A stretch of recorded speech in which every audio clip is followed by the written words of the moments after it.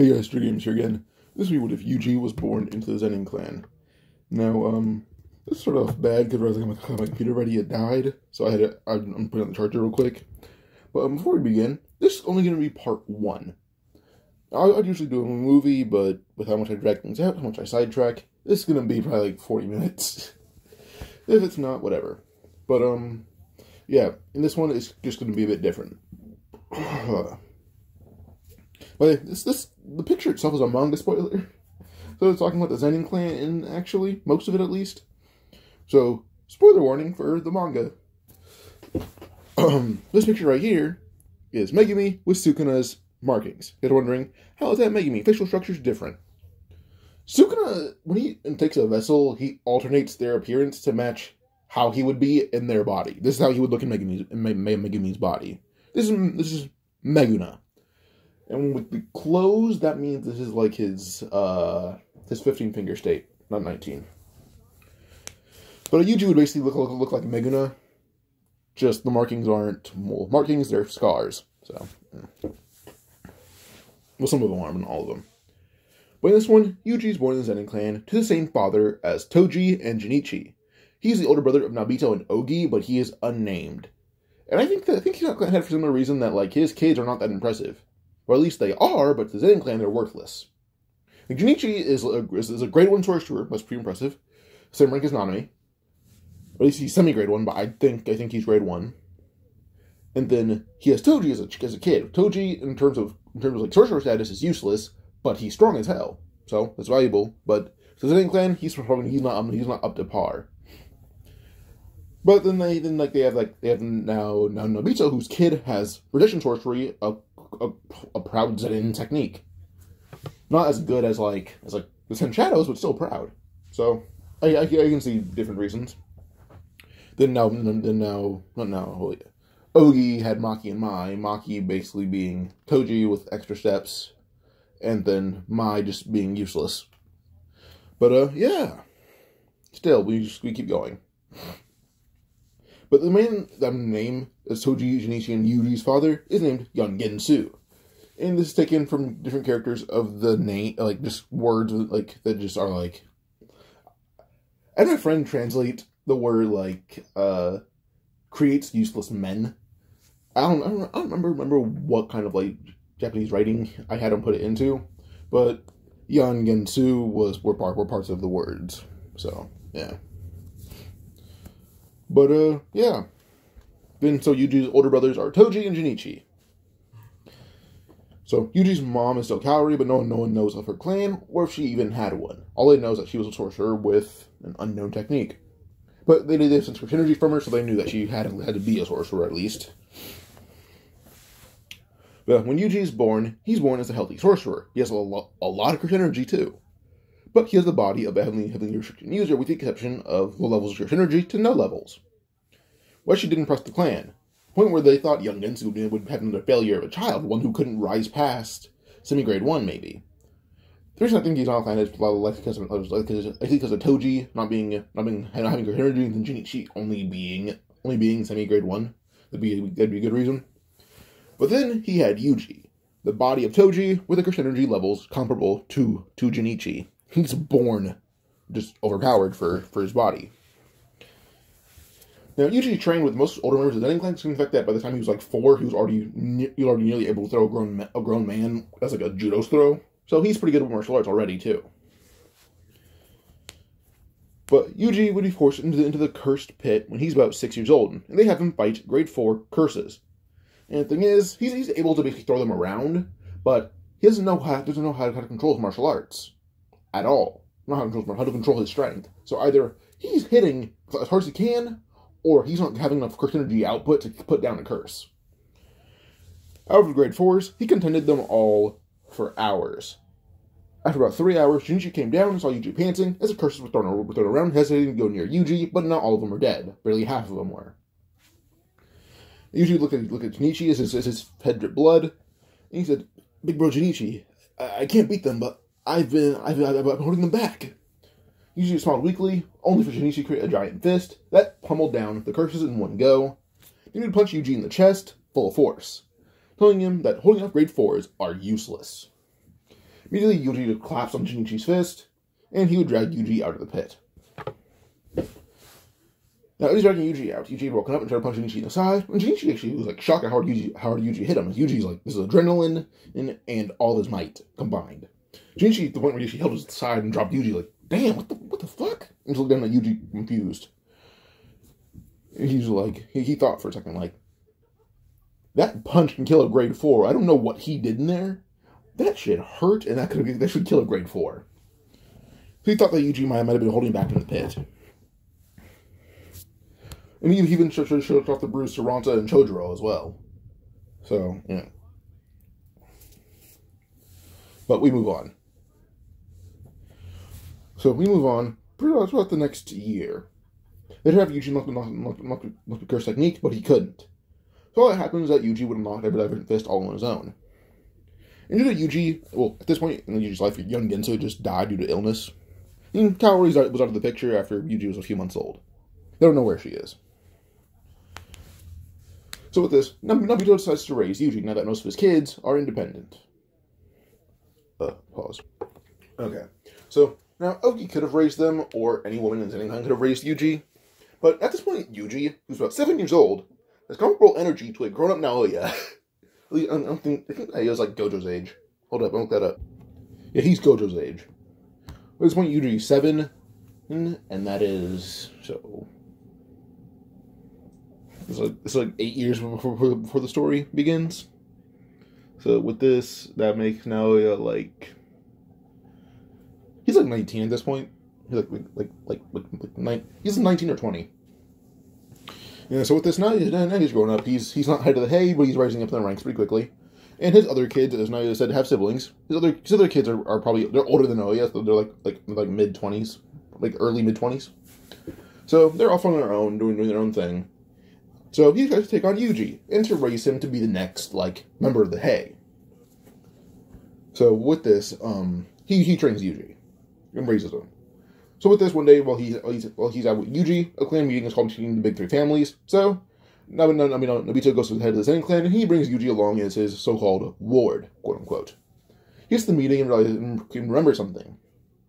Gojo, as the head of the Gojo clan, is going to be leading the meeting. But also... he's raising Megumi. And then he starts thinking for a second, like,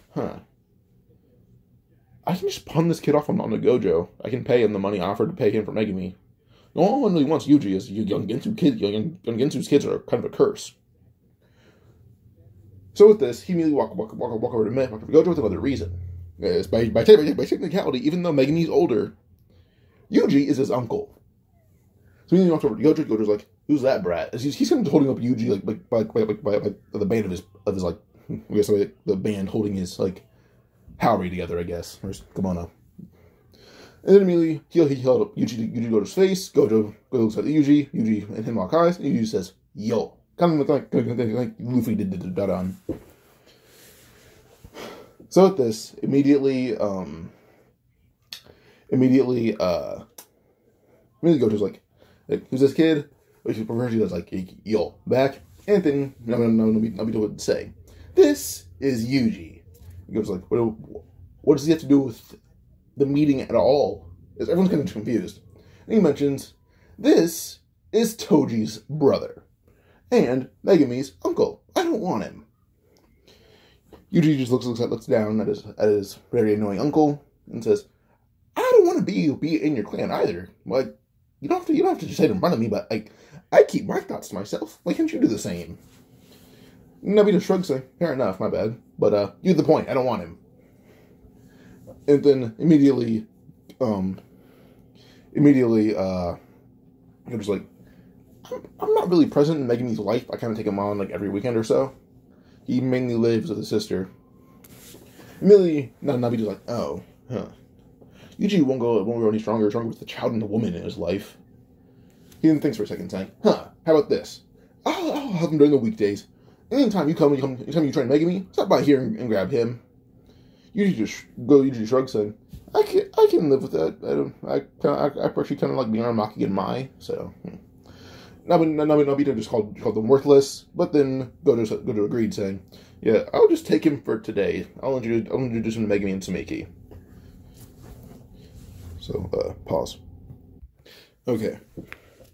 So, once Gojo had taken Yuji, after the meeting, Gojo would train Yuji and Megumi together. Now, Yuji and Megumi came to an agreement where that Megumi doesn't have to call Yuji's uncle, they'll just say they're cousins. But in reality, they were more like brothers, who were pretty good friends. In fact, they argued like brothers, even. But after about 7 months, Yuji and Maki and Mai, they only interacted a few times with Yuji. They were like his only friends in the clan. They were only kids his age or were willing to talk to him. Pause. Alright, so after about 7 months, Yuji and Maki and Mai were officially like, they could put a label on themselves as being friends with each other. So Yuji actually would ask Gojo, like, can they come with me? And Gojo actually kind of liking the training. He's like, how impressive are they?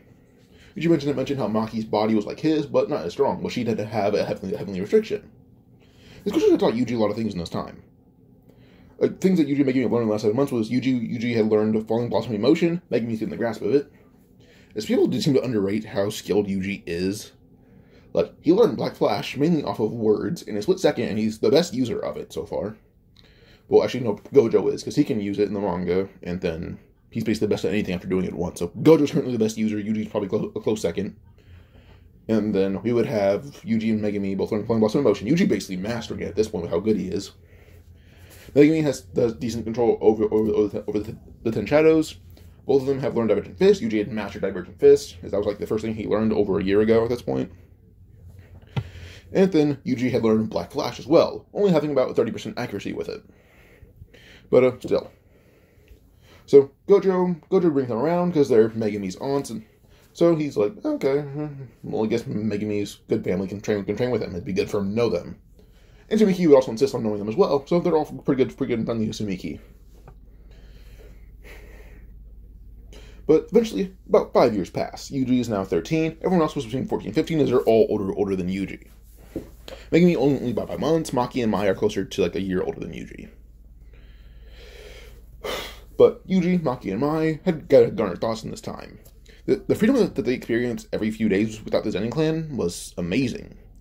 Even Mai, who's more reserved about her ideals with the clan, even agreed with Yuji and Maki. They want to leave. So they had to have a plan. Now, Yuji basically having every basic sorcerer ability except for a curse technique, which means he doesn't have a domain or curse energy trait. So he's had to master every craft he could, including chants, symbols, hand signs, anything he can that isn't a curse technique, he's mastered. Curse energy is also just a lot, so if he gets near a curse that just seems really strong, he'll just use his curse energy that's insanely high to just disintegrate it. So his curse energy is also just really dominant. Currently out of the Zenin clan, he has the highest amount of it, but his control's pretty good, but there's people who control curse energy better than he does, and that's just because of age. But yeah. So one day, they're all coming up with the plan. Yuji had to Gojo about the plan. Gojo was on a mission that day, and he had a lot of them lined up. So he just told Yuji, try to be safe, and call me if you need me to get you out of there as fast as you need. But with this, Mai herself said that she was not going to go with them to Tokyo Tech with Gojo. In fact, the Kamo clan had offered and arranged for her to be picked up. Because she had a small relationship with one of the members of the clan, the heir to it, Noritoshi Kamo. So she's gonna try to stay safe with the Kamo clan and go to the Kyoto school. So eventually, when the three siblings try to leave, as they all consider themselves siblings, Junichi will confront Yuji as they let the two girls leave the gate. They don't care about them. Pause. The two girls leave, but Yuji simply passed Maki his phone with Gojo's number pulled up. Now Maki would wait outside, just peeking in through, as the Kamo clan was outside and picked up Mai. One of the Kamo clan members was just in the distance watching Maki, making sure she was safe, and they had their piercing blood ready in case anyone tried to attack her. So they were ready to kill anyone who attacked Maki, and Maki was waiting to see if Yuji needed help, and she would call Gojo. And Gojo was just doing his missions, waiting for that call. But Junichi confronting Yuji. Junichi looked at Yuji, saying, "Why would you leave with those useless brats?" Before he even say the word brats, one letter off, Yuji would suddenly black flash him in the chin and send him flying through dozens of walls. And Yuji would look at Junichi with pity and say, "They're way better siblings than you were. Why wouldn't I leave with them?" Putting the entire Hei unit, I spelled Hei wrong, hold up. The entire Hei unit appeared ready to attack Yuji. So Yuji knew he was not going to win going on the offensive, so he started to take the defensive. Only for Ronsa to try to paralyze Yuji.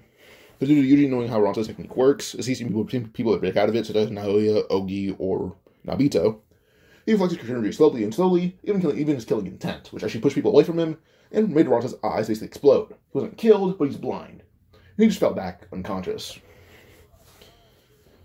Now, immediately with that, Yuji would just run at Ronsa as fast as he possibly can, just to make sure he's not getting back up. But then as Yuji ran, Jojo tried using his stone hands to basically clamp down on Yuji, only for Yuji to split kick and destroy the hands. In the midst of all of the In the midst of the hands being destroyed, Yuji basically poke and lightly kick everything with his feet as he perceives them while moving a lot slower. He's able to perceive them and hit them lightly with his feet, but with how fast he's actually moving. They're basically enhanced bullets. They're basically small missiles. Or if they hit a member of the Hei or the now arriving Kukuru unit, they're just impaled or obliterated. So, yeah. By the time he was done, he was able to physically hold off everyone, even the Kukuru unit. But then Junichi would also get back up, him being a stronger member of the Hei. Probably second strongest. Junichi would try using his curse technique to kill Yuji, and his curse technique is just raining down hundreds of fists. Well, not hundreds, but dozens of fists. And he thought this would be hard for Yuji to evade. Only for Yuji got corpses or still barely moving members and throwing them into the fists. And with all the blood raining down, Yuji would take advantage of that as a cloak, or as a cover, and would charge Junichi insanely fast. And then suddenly, as soon as Junichi realized that where Yuji was missing, he's punched right in the throat. And Yuji's knuckles extended and just caved in Junichi's throat, crushing it and making him pass out. He's choking on his own blood, so he's just dying. Now, Ronsa woke up, not even being able to see, so his curse technique is basically just destroyed. But, he'd crawl over to Junichi, listening, and just punch him in the back as hard as he possibly can, making him throw up blood, but Ronsa and him are both just out of the fight right now. And Jojo will try to make more stone hands, only for Yuji to just run up to him, and will just pump him in the throat quickly, and due to Jojo's aid, that kills him right then and there. So Jojo is defeated. As soon as Yuji was ready to leave, covered in blood, bruises, and a few small cuts, he's trying to walk out, three things appear. Flames, panels, and a dagger. Yuji stabbed right in his femoral artery in the leg.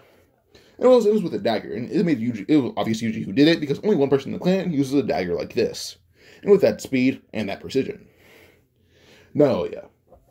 As soon as Yuji fell to put on one knee, suddenly he slashed across the back of his Achilles, and he then looked up at Ogi.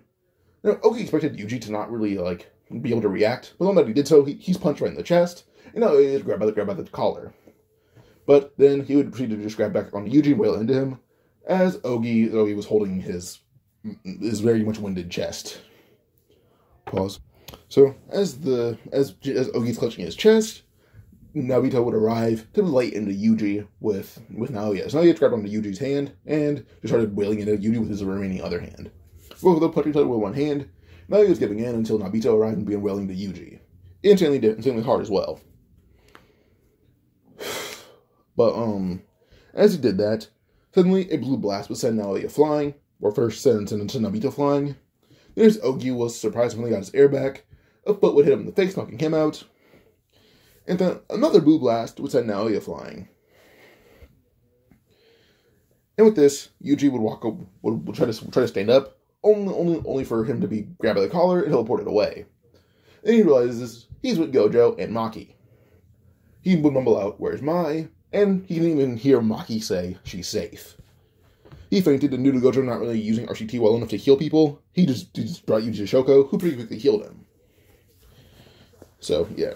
Shoko was waiting and healed Yuji pretty quickly and said, My, this boy's body is possibly minutes away from death. He was bleeding everywhere. And his arteries and Achilles were bleeding everywhere. As they're basically hitting every sensitive spot in his body mainly in arteries, hoping he would have internal bleeding, which he did, and it was really quickly healed by Shoko. Yuji's durability saved him mostly, but still. He would have bled to death a while ago from just internal bleeding, but still. Now, as Yuji woke up, Gojo had arrived with his fist drenched in blood, and Gojo said with a smile and a thumbs up, Your family gives their sincerest apologies. Yuji just laughs, saying, they better. This whole body's soreness isn't for nothing. And after this, about a year had passed. Maki and Mai were strong as ever, and guys, if you don't know how Maki and Mai's heavenly restriction works, Maki can get stronger unless Mai wants to as well. It was a very, it's revolved around the will of both users. And due to Mai needing to stay safe and Noritoshi encouraging her, she wants to train harder than Maki does a lot. So Maki and her both get stronger passively by increments, but also when they train, they get much stronger and much faster. Basically, a constant potential boost, like in Dragon Ball. So, yeah. I'll pause one more time. So, Maki and Mai, after this year, with how hard they will live with the training and the passive bit of strength, they're both roughly about equal to Nanami. And this is, Nanami, so, yeah. Now, Maki is there with just pure skill and physical prowess, plus cursed tools. Then Mai, in terms of her energy level, she's very similar to Nabito, and her curse taking skill is a bit above average. She can create pretty good weapons. Instead of creating only one bullet, she can create about 3 clips. Or I guess 3 rounds, because she has a revolver. But also a sniper, so a clip may count. So yeah. Then Yuji had basically been stomping out any sorcerer who challenged him. So he's pretty solid. And Yuji is as strong as about first appearance Mahito. Like the Mahito that him and Nanami jumps. He has similar energy to that version of Mahito. For techniques, he has Hollow Wicker Basket, where he's an expert. Simple domain and falling velocity motion, he has mastered. His Black Flash accuracy is summoned by will, and he's at 95% accuracy. It's very rare he'll miss. His barrier and curtain skills are pretty high, because the fact that Tengen and him have a small bond, and Tengen actually occasionally will teach Yuji how to use curtain or barrier. So Yuji's better than the average sorcerer, such as not Jinichi, such as Ijiji. Then Yuji even has a Shikigami that he just calls the Demolishing Ram. And all he does is basically make a ram hand seal, and the ram appears. Pause. Now, the reason Yuji would have a Shikigami in this one is not going to be using this part because it's mainly meant to cover a backstory. But Yuji basically would be taught kind of shadow puppets and hand seals by Megumi. Mainly the 10 shadows, because Yuji thought they were kind of cool. And Yuji and him kind of went through a book for fun and ran. And Megumi didn't have a ram seal, so Yuji would use it for fun. And immediately he saw a bundle of energy appearing, kind of like a summoning from Naruto.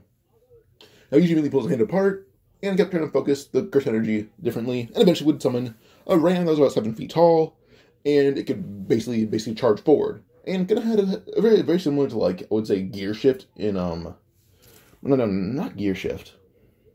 Fajin. Yeah, Fajin in My Hero Academia. Or basically a repetitive motion would make it stronger. Instead of the ram, each time it would ram into you, the damage kept multiplying. As say for example, if it ran into a boulder, once there'd be a small crack. If you does it again, the crack would be basically it could probably crack the boulder in half. Or probably not a good example, but say it rams into one person or into someone and it breaks 1 rib. If someone does that, instead of breaking 1 rib, it will break 2, then 4, then 4, then 8. Then it kind of multiplies, so you break all your ribs, and then it starts hitting your organs. But due to how strong Yuji is, it basically reflects his physical strength. So it's basically him getting hit by a much stronger Yuji more and more times. So yeah, Megumi himself is only missing 2 Shikigami and didn't master 3 of them. He's missing Round Deer and Tiger Funeral, and he did not master Maharaga yet, but still. Now, at Tokyo Tech, Yuji had convinced Megumi to become members of the first year roster for Maki, Inumaki, and Panda. And due to Maki and Yuji being there earlier than Inumaki, well, Inumaki began studying under Yuji, actually, to learn techniques of the big 3 families. Then Panda studied under Maki to learn how to use a variety of cursed tools and hand-to-hand combat techniques. As Maki learned all those from Yuji, and she just kept getting stronger. Then Hikari kind of left for his Yuji, or he got suspended a few months into knowing Yuji and Maki. But Yuji likes him, and occasionally Hikari pays him some money to go up to his fight club and win a few rigged matches. So, yeah. And Kurara, she didn't get suspended, but she kind of hangs around from time to time. So, no, she's in and out. But, one day, Gojo would bring in a boy. But unlike everyone else, Yuji does not attack him the moment he walks into the room. Well, everyone else except for Hikari and Kurara. Yuji didn't attack him, but instead he let him in front of everyone and hold them back by basically holding his arms around them all, even Panda. It's physically Yuji's above what he is in canon by a long shot, even in the manga. And everyone back yelling, like, relax, the curse, he's not a threat, the curse is, but the curse is inactive, you can see that. Now, Maki look annoyed, but say, whatever, we know that, but the thing's killing serious, and we need to get ready to defend ourselves in case it does attack. Then Yuji would apologize and say, well, it would attack you if you attacked me first. It's mainly defensive. And Yuji says, see, you doing this would make it attack you. See, its hands are coming out. And then everyone sat down, and Yuji would slowly hobble over his desk and sit back down to show he's in the threat. So, yeah. But eventually with this, as time would pass, and Maki and Yuta actually head off because Yuta reminded her of Yuji in a way. She sees a younger Yuji in him. But more time would pass until Geto confronts Tokyo Tech, and he wants Rika. When everyone basically told him to screw off, Yuji would walk into the center of Tokyo Tech, and with a bit of help from Inumaki, him and Inumaki began basically scribbling down some hand seals, some marks on the ground, until they form a massive circle, and then Yuji would tell Inumaki, sit in the center of it. Inumaki would do so, as Yuji would use his energy to form a large curtain. As Yuji didn't need to use his body because it would expand much farther than they needed to. Inumaki is a lot easier to control because, yeah, but Yuji would basically make a created technique, which is just a curtain that spans as wide as he needs it to, and it spans the mountain that Tokyo Tech is on. So once the curtain is set, Yuji mentioned that this curtain has few rules. The rules are, Gojo cannot leave until Geto has been beaten by Yuta, and then Gojo kills Geto. And Yuta isn't allowed to leave until he beats Geto, but he doesn't need to kill him. Killing him is optional, honestly. But even if Gojo doesn't do it, he can't leave, which is just so that Gojo doesn't get involved, because more curses would arrive because of Gojo's presence. Because curses feed off curse energy and all that, but yeah. But with this, Maki would get up, he was a bit tired, but his curse energy is slowly recovering. But with this, Geto would see the barrier, and he would go to walk inside. But he does see Kenjaku and Panda at Kusakabe and Panda at the entrance to the school. But they basically tell him, Kusakabe basically points his sword at Geto, telling him, you can go in, they can't. So with this, Geto would walk inside, saying, alright then, well, I trust them to handle you. As his group doesn't go in, but Miguel would walk away, saying, he's gonna go find someone interesting to fight. These two weaklings aren't his style. As Kusakabe in this version Kusakabe and Panda would both fold Miguel, if not for Black Rope in this version. So yeah. But before Geto arrives, you do teleport everyone away to just certain parts of where the attack is happening, basically. You do just go to the biggest center of the attack and begin using Playful Cloud to destroy the curses in one go. And he beat down hundreds of curses by himself. Toge would teleport himself and Maki to Kyoto, as Panda and Kusakabe stayed at the gate. And they're kind of just pretty easily folding Geto's group. So, yeah. Now, Yuji can pretty easily beat down hundreds of curses until he's attacked by Miguel. Now, Miguel will try to use Black Rope to hit Yuji in the face. Or if Yuji should open his mouth, bite down and pull away from Miguel, then uppercut him in the face so hard that Miguel's nose, jaw, and most of his teeth are destroyed. Miguel just was sent flying through a building at the same time as well, so his bones are also kind of broken. Pause. Okay. So with Miguel's bones basically being destroyed, Yuji was like ready to just use Playful Cloud in case he got back up, until he would see Nanami and Mei walking over to him. Yuji would run over like, oh, no, Nanami, and he kind of just yells at him. Now Yuji and Nanami talk, Mei make a joke, and she's like, Yuji, I'm here too, just so you know. Pause. Okay, where was I? Oh yeah, so Yuji kind of just shrugs off Mei because he doesn't like her or her brother. Because her brother's weird, then so is she. So, her brother's weird, and then he's met most of the cast, which includes Mei and Wee Wee. So when he met Wee Wee, he was being weird. He got mad at him. Mei kind of got mad at Yuji for getting mad at her brother. So there's kind of just a bit of not a good relationship between Mei and Yuji, which she ignores for money, and then he doesn't like her. So yeah. But Yuji would just shut off Meme, and then Yuji and not even catch it for like a minute, and then Yuji would just leave. Yuji just hands Nanami like $300 and tells him, keep watch over him. As he points at Miguel.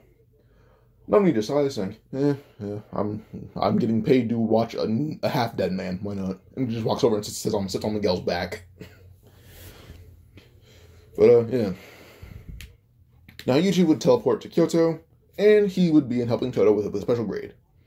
And Yuji would have an idea, as he knows Toto not really doing any damage. And Yuji would jump in the air and just yell at Toto, push places, like, big bro, push places with me as fast as you can. And Yuji goes Toto big bro, because like I mentioned before, Yuji's met most of the cast. I mean, most of them, he has not met the villains whatsoever. So, yeah. Well, he's met Geto, but, yeah. Now, due to Gojo bring Yuji and Maki around to see Mai, and vice versa, Mai has met the Tokyo students and staff. Yuji and Maki have met the Kyoto students and staff. So, yeah. But back to Yuji and Toto. Toto would just smirk against clapping as fast as he possibly can to switch to him and Yuji. But only when they're in good positions, which Yuji can adjust to pretty quickly. So basically only he's slowing the group, like the duo down. But as soon as they switch places, one of them gets thrown in playful cloud, and they begin using it to hit the curse full force. Which only after about like 20 seconds, the curse is beaten to death mainly by Yuji. So, yeah. And because he's already physically a demon, then he flows curse energy into playful cloud with Black Flash, and that hits it even harder. So, yeah. Eventually, the curse was just smacked in half by Toto, who finished it off. And they would have each other as soon as they're drenched in cursed blood. So. But Yuji would then look at him and Maki before, like Toge's there too, and he would just finish it off with small level curses. But then he would walk over to them both, by his thumb, make just a small seal on the ground, then teleports the three away. And Tokyo was already long curse energy. This was just like, I'm not fighting anymore. This will just finish it off so you don't exhaust your energy in case the fight is still going on. So once the teleportation is done, Toge, Maki, and Yuji had arrived at Tokyo Tech, like the gate. And Maki was holding up Toge because he had passed out using lots of his energy to teleport them both. And at the end, they basically just see Kusakabe with the sword extended, and it going through Negi's head. He did it out, putting it in his pocket, or not in his pocket, that would be weird, putting it in his holster, or just in his sheath. And they would look down at Panda, who's sitting on Hanako and Mimiko. He's just playing games on their phone. So yeah. And Kusakabe said, by the time you guys got here, like, I'm still hearing a bit of ruckus going on up there, but it's not me and your Panda's place to go up there in case the fight's still going on, because we get in the way. And if Geto was somehow winning, we'd be killed. So, Yuji would just shrug, saying, understandable. So he tells Maki, wait down here, and he would basically just run as fast as he can up into the middle of the fight. But then he would just see Yuta sitting down panting, as Gojo was looking down at a not dead, but nearly dead Geto. He then jumps over a wall, landing next to Yuta, and would crouch down to be on his level. Also, despite Yuta being being older than Yuji, nearly everyone at Tokyo Tech, aside from like maybe Gojo and Tengen, call Yuji Senpai. Because he thinks to teach everyone. He doesn't really have much to learn. Pause. Okay, where was I? Yeah, so Yuji goes, well, everyone calls Yuji Senpai, aside from like Tengen, Gojo, and Shoko. Now, back to this. Yuta would laugh, saying, wow, if you've been teaching all that stuff, the fight would have gone on way too long. As Yuta held up his basically half-broken sword, which Yuji pretty easily repaired by just using his cursed energy, and channeling it so hard to the point where the blade is basically pseudo seared together. Or, cauterized, I guess. But, yeah. But Yuji would laugh, mentioning that Yuji can teach him more devious combos, such as simple domain and teleportation. As Yuji, Gojo, and Yuji, Gojo, and Toge pretty effectively use teleportation.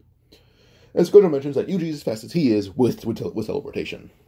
With raw speed, it's Gojo. But, yeah. Now, as Yuji crashes down, they both would just barely listen to Gojo and Geto talk, and then Gojo would use a small version of Hollow Purple to destroy Geto. And Geto's dead. After Geto's death, Gojo had him buried, but unbeknownst to anyone, Kenjaku would still keep... Pause. Sorry. But, yeah.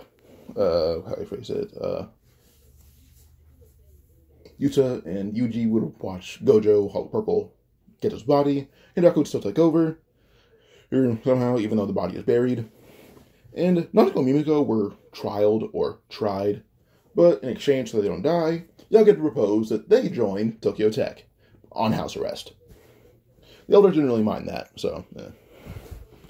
So Nanako and Mimiko are first years at Tokyo Tech, which I just realized that makes all the first years this year-round girls.